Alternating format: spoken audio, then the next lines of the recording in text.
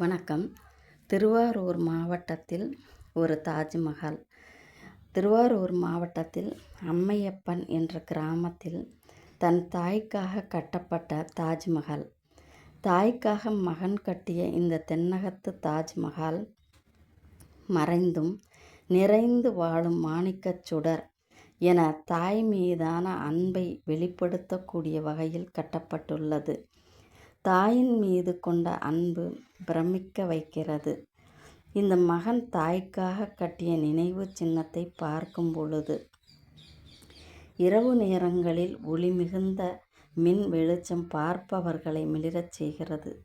தாயின் மீது கொண்ட அன்புக்கு ஈடு இணை எதுவும் இல்லை என்பதற்கு இது ஒரு சிறந்த எடுத்துக்காட்டு.